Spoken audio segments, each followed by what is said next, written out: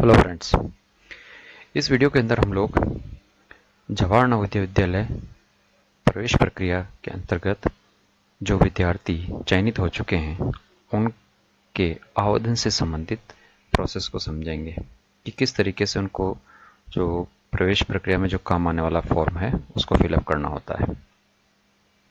सबसे पहले स्क्रीन पर आप जो देख रहे हैं कि यहाँ श्रीमान जो लिखा हुआ है, यहाँ पर पेरेंट्स का नाम लिखना है और उसके नीचे एड्रेस लिखना है। एड्रेस के बाद ये जहाँ पर जो दिनांक का ऑप्शन खाली छोड़ रखा है, यहाँ पर 11 अगस्त 2021 लिखना है और फिर उसके बाद पाल्य मास्टर कुमारी, यहाँ पर उस विद्यार्थी का नाम लिखना है जिसका चयन हुआ है और उसको जिस दिन आपको विद्यालय में लेकर के उपस्थित होने के लिए कहा गया है उसकी डेट यहाँ पर भरनी है। फिर उसके बाद कौन कौन से डॉक्यूमेंट्स आपको इस फॉर्म के साथ लगाने हैं वही आपके सामने है। पहला है पूर्ण रूप से भरा हुआ निर्धारित संलग्न विद्यार्थी विवरण प्रपत्र, जो कि आगे के पेजेस में है कि पेज नंबर 3 और 4 पर यह प्रपत्र है। इसको पूरी तरीके से भर करके इसके साथ संलग्न करना है। यदि अभ्यर्थी अनुसूचित जाति या जनजाति या ओबीसी का है तो सक्षम अधिकारी द्वारा जारी जाति प्रमाण पत्र भी चाहिए। तीसरे नंबर के जो डॉक्यूमेंट्स हैं उसमें कक्षा 3, 4, 5 की मौलिक और प्रतिलिपि अंक सूचियां की जरूरत पड़ेगी, मतलब मार्कशीट की। कक्षा 3, 4, 5 की मार्कशीट ओरिजिनल और उसकी फोटोकॉपीज। चौथे नंबर का जो प्रमाण पत्र है वह स्थानांतरण प्रमाण पत्र, जो कि टीसी है, उसको जिला शिक्षा अधिकारी अथवा ब्लॉक शिक्षा अधिकारी द्वारा प्रतिहस्ताक्षरित करवाया जाना जरूरी है। पांचवा जो डॉक्यूमेंट्स है वो है छात्र छात्रा का स्वास्थ्य प्रमाण पत्र, जो किसी भी सरकारी चिकित्सा अधिकारी द्वारा जारी किया हुआ हो या फिर आर के जिला चिकित्सालय द्वारा जारी किया हुआ हो। छठे नंबर के जो प्रमाण पत्र हैं उसमें छात्र छात्रा का पासपोर्ट आकार का 5 फोटो और अभिभावक के 2 फोटो लाने जरूरी हैं। फिर उसके बाद मूल निवास प्रमाण पत्र, जाति प्रमाण पत्र एवं आधार कार्ड की मौलिक और प्रतिलिपि भी लगानी है। मौलिक प्रतिलिपि वेरिफिकेशन के लिए है, मौलिक जो है ओरिजिनल कॉपी जो है वो वेरिफिकेशन के लिए फोटो कॉपी उसके साथ लगेगी। फिर लास्ट जो डॉक्यूमेंट है वो कक्षा 3, 4, 5 का, अगर विद्यालय ग्रामीण क्षेत्र में स्थित है और विद्यार्थी का चयन ग्रामीण क्षेत्र के कोटे में हुआ है तो उसको सक्षम अधिकारी द्वारा जारी प्रमाण पत्र लगाना है। ये सक्षम अधिकारी तहसीलदार, एसडीएम ही होंगे। इन सभी डॉक्यूमेंट्स को इस फॉर्म के साथ लगा करके उसकी एक फोटोकॉपी और करके जितने भी ओरिजिनल डॉक्यूमेंट हैं उन सबको साथ लेकर के जो तिथि उपस्थित होने के लिए दी गई है उस दिन विद्यालय में रिपोर्ट करना है। नेक्स्ट पेज पर जो पिता अभिभावक की घोषणा है, यहाँ पर छात्र छात्रा के हस्ताक्षर होंगे और दिनांक यहाँ पर लिखनी है और उसी तरीके से यहाँ राइट हैंड साइड पर अभिभावक के हस्ताक्षर होंगे और दिनांक यहाँ पर मेंशन करनी है। फिर इसके नीचे जितना भी पोर्शन यहाँ पर लिखा गया है वो ऑफिस कार्य के लिए, मतलब जवाहर नवोदय विद्यालय राजसमंद के द्वारा भरा जाएगा।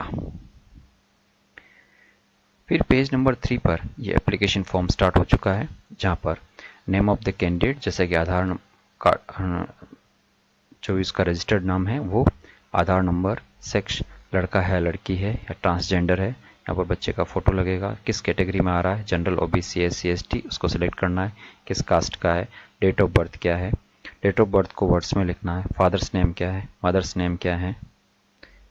फिर उसके बाद ये जो टेबल आ रही है इसमें कक्षा 3, 4, 5 की पूर्तियां करनी होती है। जिस भी विद्यालय से विद्यार्थी ने कक्षा 3, 4 और 5 उत्तीर्ण किया है उससे संबंधित ये पूर्तियां हैं।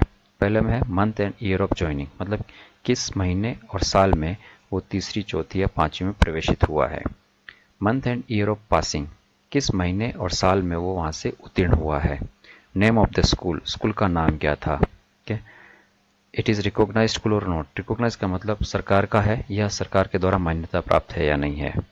नेम ऑफ द विलेज और town in which school is located, किस गांव या शहर में वो स्कूल है उसका नाम यहाँ पर लिखना है। नेम ऑफ द ब्लॉक, किस ब्लॉक में आता है वो यहाँ पर लिखा जाएगा। Name of the district Rajsamand. Location of the school, की लोकेशन स्कूल की कहाँ है, ग्रामीण क्षेत्र में है तो रूरल लिखना है और अगर शहरी क्षेत्र में है तो अर्बन लिखना है। अगर कोई विद्यार्थी उपरोक्त तीनों कक्षाएं अलग अलग विद्यालयों से पास हुआ है, चाहे 2 कक्षाएं एक विद्यालय से उत्तीर्ण की और 5वीं जो है किसी और से किया है या तीनों ही अलग अलग किया है, तो अगर तीनों ही कक्षाएं अलग अलग विद्यालयों से की है तो तीनों के लिए ही ये जो पेज है, ये प्रमाण पत्र है, ये अलग अलग विद्यालय से प्रमाणित करवाना पड़ेगा। अगर तीनों ही अलग अलग से किए तो 3 सर्टिफिकेट इसके चाहिएंगे। अगर 2 विद्यालयों से किया, जैसे तीसरी और चौथी एक स्कूल से किया है, पांचवी किसी और स्कूल से किया है, तो दोनों की यहाँ पर उसको प्रमाणित करवाना जरूरी है। बिना उसके आपका एडमिशन प्रोसेस पूरा नहीं हो पाएगा। ये जो सर्टिफिकेट है ये पेरेंट या गार्जियन को देना होता है। यहाँ पर माता पिता किसी के साइन होंगे। ओके, यहाँ पर जिस स्कूल में बच्चा ने 5वीं पास की है उस स्कूल के हेडमास्टर साइन करेंगे और सील लगाएंगे। Certificate by the head of the school, ठीक है। यहाँ पर भी उसी स्कूल, जिस स्कूल से विद्यार्थी ने 5th क्लास पास किया है के उस विद्यालय के प्रधानाचार्य के सिग्नेचर होंगे और सील लगेगी। ये सारी एंट्रीज जिस विद्यालय से कक्षा 5 उत्तीर्ण हुआ है कैंडिडेट, वहां के प्रधानाचार्य के द्वारा की जाएगी। Undertaking for migration. माइग्रेशन के अंतर्गत क्या होता है कि कक्षा 8 तक बच्चा जब स्कूल में पढ़ लेता है तो भारत सरकार के नियमानुसार उनको किसी और दूसरे नवोदय में कक्षा 9 में पढ़ने के लिए भेजा जाएगा, जिसका चयन की लॉटरी के द्वारा किया जाएगा। तो ये उसकी अंडरटेकिंग है। तो यहाँ पर ये सारी एंट्रीज करके यहाँ पर पेरेंट्स या को सिग्नेचर करने हैं, फुल नेम और एड्रेस लिखना है। ये फिर अंडरटेकिंग बाय द गार्जियन, यहाँ पर सिग्नेचर होंगे के, यहाँ पर उसका पूरा एड्रेस आएगा। यहाँ पर फिर वापस पेरेंट्स के गार्जियन के, यहाँ पर पेरेंट्स और गार्जियन के सिग्नेचर होंगे। ये जो अंडरटेकिंग है ये कक्षा 9 से 10वीं तक के लिए जो मिनिमम फीस लगती है जनरल और ओबीसी कैंडिडेट्स के लिए, ठीक है, सिर्फ बॉयज़ के लिए, जो कि 600 रुपये प्रति महीना है, उसके लिए ली जाएगी ये अंडरटेकिंग। 6 से 8 तक कोई फीस नहीं ली जाती है। 9 से 12 तक सिर्फ जनरल और ओबीसी कैटेगरी के जो बॉयज़ होते हैं उनसे ये फीस ली जाती है, जो कि 600 रुपये पर महीना है। ये डिसेबिलिटी सर्टिफिकेट है। अगर कोई बच्चा विकलांग है तो उसके लिए उसको अपना विकलांगता सर्टिफिकेट लगाना पड़ेगा। फिर इसके बाद ये कैटेगरी या कम्युनिटी सर्टिफिकेट है। अगर कोई विद्यार्थी ओबीसी, एससी, एसटी कैटेगरी का है और उसका रिजर्वेशन कैटेगरी में चयन हुआ है तो उसको ये सर्टिफिकेट प्रोड्यूस करना पड़ेगा। अगर ओपन कैटेगरी में हुआ है तो उसको सर्टिफिकेट प्रोड्यूस करने की ज़रूरत नहीं है। ये जो रूरल एरिया सर्टिफिकेट है ये उन विद्यार्थियों को प्रिपेयर करना है या भर के देना है जिनका चयन रूरल कैटेगरी के अंदर हुआ है। अर्बन कैटेगरी के लिए ये सर्टिफिकेट की जरूरत नहीं पड़ेगी। यहाँ जो सिग्नेचर ऑफ रेवेन्यू ऑफिसर लिखा गया है यहाँ पर तहसीलदार या एसडीएम साइन करेंगे, ये सारी एंट्रीज कंप्लीट करने के बाद। और यहाँ पर उनका सील भी लगाना है। सिर्फ सिग्नेचर से काम नहीं चलेगा, यहाँ पर उसकी सील भी लगेगी। रेजिडेंस सर्टिफिकेट, ठीक है, मतलब माता पिता जहाँ पर रह रहे हैं, खासतौर से ये जो है ये रूरल एरिया, यह जो सर्टिफिकेट है ये सभी विद्यार्थियों के द्वारा भरा जाएगा। ओके, यहाँ पर सिग्नेचर ऑफ पेरेंट होंगे, फुल नेम होगा।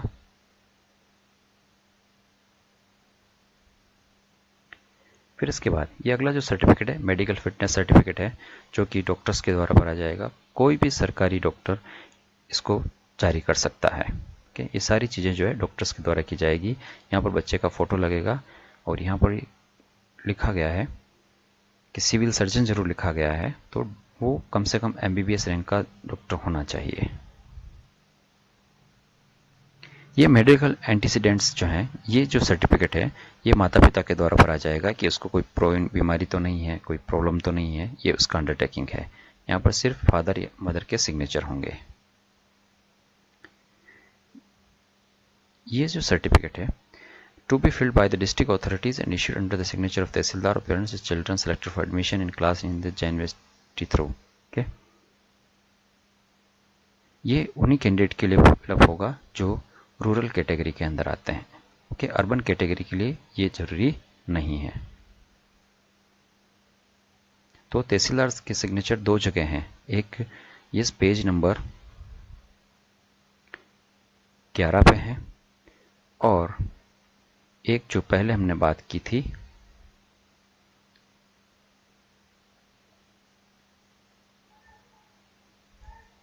ये रूरल एरिया सर्टिफिकेट, इन दोनों जगह पर सिग्नेचर होंगे। ये जो रूरल एरिया सर्टिफिकेट है ये स्कूल के लोकेशन का है और ये जो यहाँ पर जो सिग्नेचर हो रहे हैं पेज नंबर 11 पर, वो विद्यार्थी के कहाँ रहता है उस जगह के होंगे, तो वहाँ पर भी तहसीलदार साइन करेगा। तो 2 जगह तहसीलदार के साइन है जो कैंडिडेट्स रूरल एरिया से संबंधित हैं।